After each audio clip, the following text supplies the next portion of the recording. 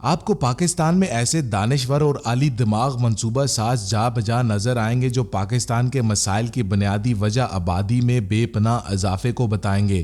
رزق کی پیمائش اور انسانوں کے بہتات کے تناسب کو ناپنے تولنے والے ان زمینی خداؤں کا موجد اعلیٰ مالتھس تھا، جس نے 1798 میں اپنی مشہور کتاب این ایسے آن دی پرنسپل آف پاپولیشن آبادی کے اصولوں پر ایک مضمون کے نام سے تحریر کی۔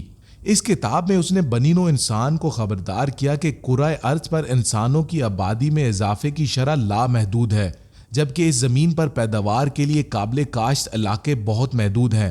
وسائل کی اس محدودیت کی وجہ سے ایک دن ایسا آ جائے گا جب زمین انسانوں سے اس قدر بھر جائے گی کہ نہ کہیں فصل اگ سکے گی اور نہ ہی خوراک والے جانور رہ سکیں گے، تو پھر ایسے حالات میں انسان انسانوں کو کھانے لگے گا۔ یہ برطانوی معیشت دان جسے پروفٹ آف پاپولیشن یعنی آبادی کا پیغمبر کہا جاتا ہے، جس دور میں تھیوری پیش کر رہا تھا تو اس وقت یورپ تقریباً پوری دنیا کو اپنی کالونی بنانے میں سرگرم تھا۔ آسٹریلیا، نیوزی لینڈ اور شمالی امریکہ پر برطانیہ کا، افریقہ پر فرانس کا، جنوبی امریکہ پر اسپین اور مشرق بعید پر ہالینڈ کا قبضہ تھا۔ دنیا کے یہ خطے چنانچہ وسائل سے مالا مال تھے، اس لیے یورپ سے لوگ ہجرت کر کے ان علاقوں میں آباد ہونے لگے۔ 1846 سے 1890 تک یورپ سے نقل مکانی کرنے والوں کی تعداد سالانہ 30,70,000 تھی۔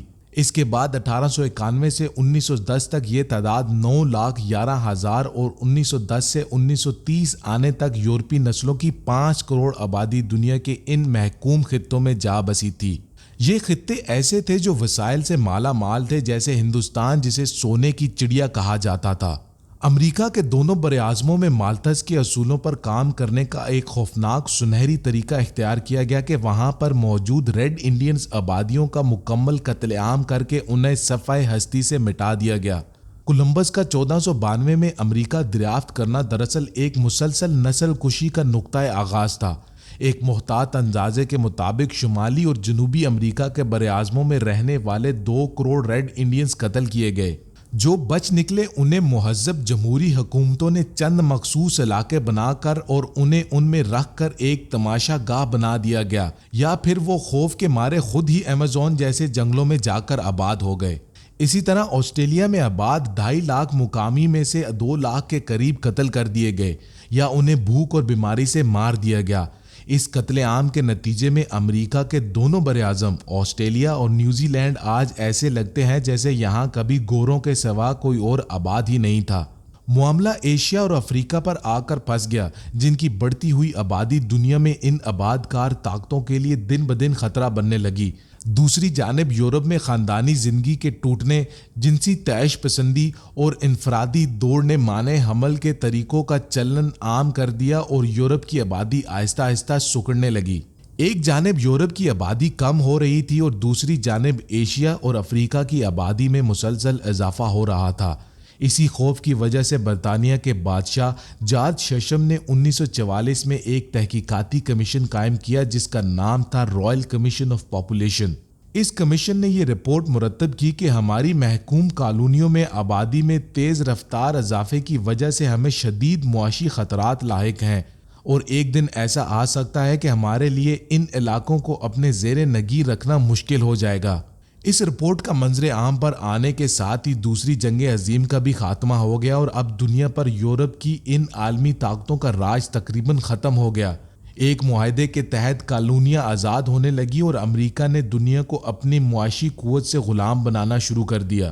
خود تباہ حال یورپ بھی اپنی تعمیر نو کے لیے مارشل پلان کے تحت امریکہ ہی کا دست نگر ہو گیا اور اسے اپنی حفاظت کے لیے نیٹو جیسے اتحاد میں شامل ہونا پڑا۔ امریکہ نے جیسے ہی دنیا پر بذریعہ عالمی مالیاتی فنڈ IMF اور سودی مالیاتی نظام سے معاشی غلبہ اور کنٹرول حاصل کیا تو اسے بھی فوراً وہی فکر لاحق ہوئی جو برطانیہ کے جارج ششم کو ہوئی تھی، یعنی امریکہ کو بھی ایشیا اور افریقہ کی بڑھتی ہوئی آبادی سے خوف آنے لگا۔ 1974 وہ سال تھا جب امریکہ نے عالمی سطح پر پیٹرول کی خریداری کو ڈالر کے ساتھ منسلک کروا کر اپنے کاغذی ڈالر کو دنیا کی واحد معاشی حقیقت بنا لیا تھا۔ تو اسی سال 10 دسمبر 1974 کو کسنجر رپورٹ کے نام پر ایک خوفناک منصوبہ تیار کیا گیا جسے national security study memorandum NSSM 200 کہتے ہیں۔ یہ خوفناک دستاویز اب نیشنل سیکیورٹی آرکائیو میں منظر عام پر آ چکی ہے۔ اس رپورٹ کا عنوان ہے implication of world wide population growth for U S security and overseas interest, یعنی امریکہ کی سیکیورٹی اور بیرونی دنیا میں مفادات پر دنیا کی بڑھتی ہوئی آبادی کے اثرات۔ یہ رپورٹ 5 مختلف محکموں نے مل کر تیار کی، جن میں CIA، وزارت خارجہ، وزارت دفاع، USAID اور وزارت زراعت شامل تھے۔ اس رپورٹ کے بعد امریکہ میں جتنے بھی پالیسی پیپرز لکھے گئے، عالمی منصوبے بنائے گئے یا مہمات شروع کی گئیں، ان سب میں یہ رپورٹ بنیادی اور کلیدی حیثیت رکھتی رہی ہے۔ اس رپورٹ کا بنیادی مقصد دنیا کی آبادی کو کنٹرول کرنا اور اس کے ذریعے پسماندہ اور غیر ترقی یافتہ علاقوں کو اپنے قبضے میں رکھ کر ان کے معدنی وسائل کو اپنی دسترس میں لانا ہے۔ اس رپورٹ کے مطابق ایسے تمام ممالک جن میں آبادی مسلسل بڑھ رہی ہے، وہاں زبردستی اسے کنٹرول کرنے کے لیے آبادی کم کرنے کے عالمی پروگرام شروع کروانا ہوں گے، اور ساتھ ہی ان ممالک میں سخت قانون سازی کے ذریعے آبادی کو بڑھنے سے روکنا ہوگا۔ اگر ان تمام ملکوں کی آبادی اس قانونی اور ترغیباتی طریقے سے بھی کم نہ ہو رہی ہو تو پھر ان ملکوں کو آپس میں لڑانا یا ان پر جنگیں مسلط کرنا ہوں گی تاکہ لوگوں کی کثیر تعداد ختم ہو جائے۔ ان ممالک میں Bharat, Bangladesh, Pakistan, Nigeria, Mexico, Indonesia, Brazil, Philippines, Thailand, مصر، ترکی، ایتھوپیا اور سوڈان وغیرہ شامل ہیں۔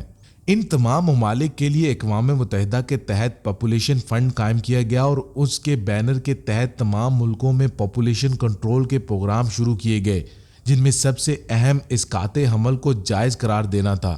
جو ملک اسقاط حمل پر قانون سازی کرے گا اس کی امداد میں اضافہ کر دیا جائے گا۔